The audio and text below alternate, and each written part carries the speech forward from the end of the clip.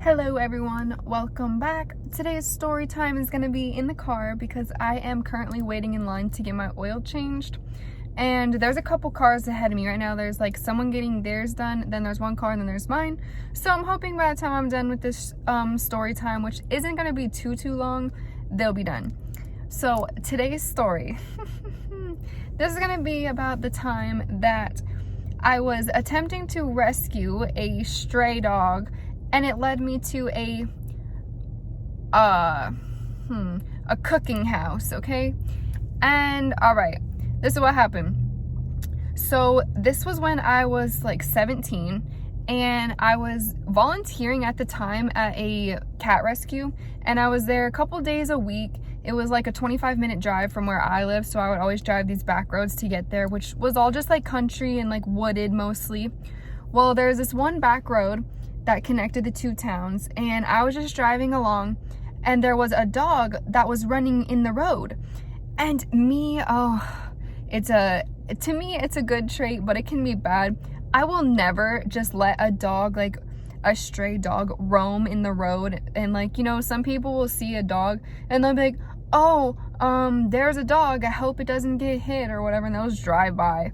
What are you doing? Can you at least try to stop and see if you can, like, does the dog have a tag, a collar? Can you do something? So that's just me.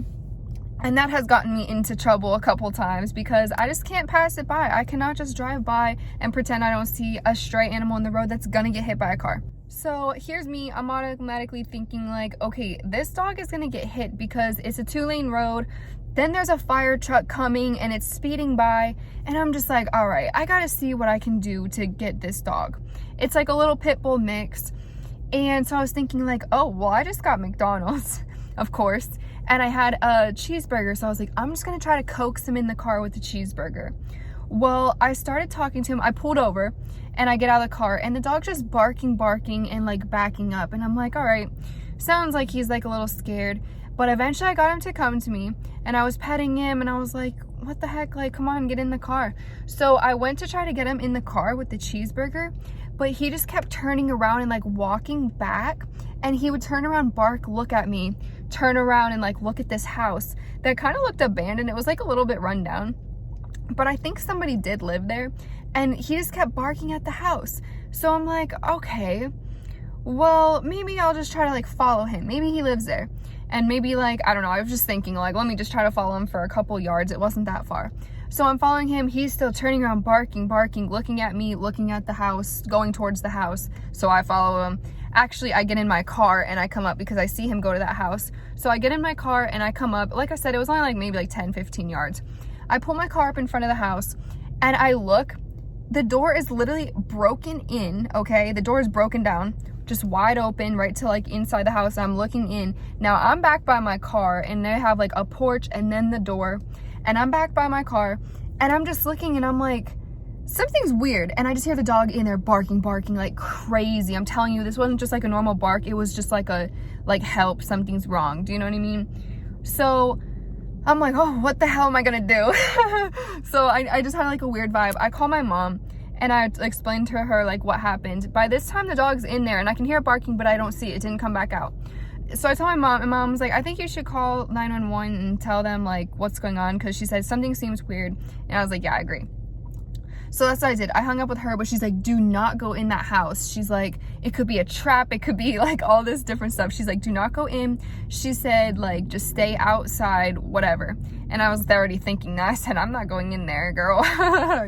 So I called 911 and I just said what happened. I explained to them. I said, you know, like the front door's kicked in. The dog's acting weird, barking crazy. I said, like, we just need maybe like a welfare check to see what's going on. I don't know if there's someone in there hurt or what's the case.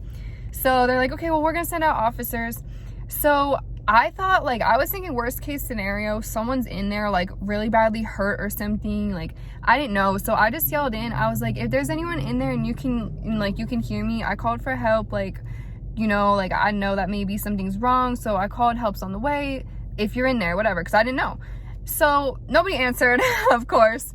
And then once the police get there, They asked for my ID, and they like kind of just get a little rundown. One officer is talking to me, getting a rundown of what happened, and the other officer is going in there with his gun drawn, just gun straight drawn, flashlights going in there like, oh, it's the police, is anybody in here?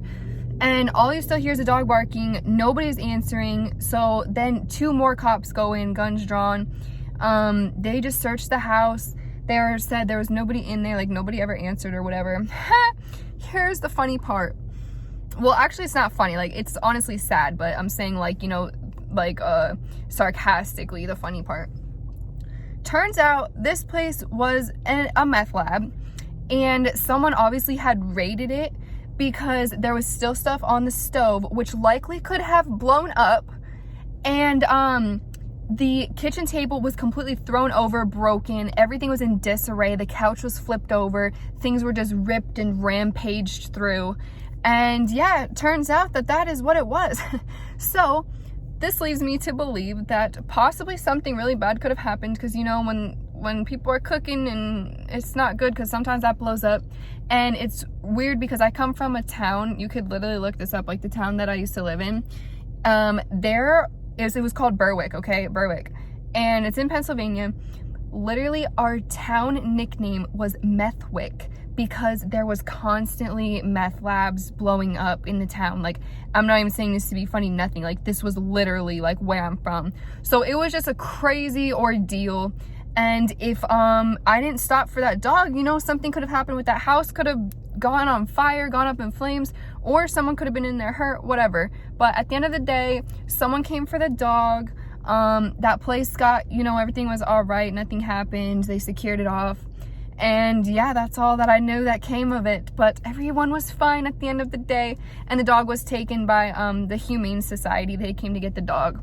And yeah, so like I said, if you or anyone you know is struggling with drug addiction, there's many different resources. I will definitely post some down below, just because, you know, we want to bring light to the situation.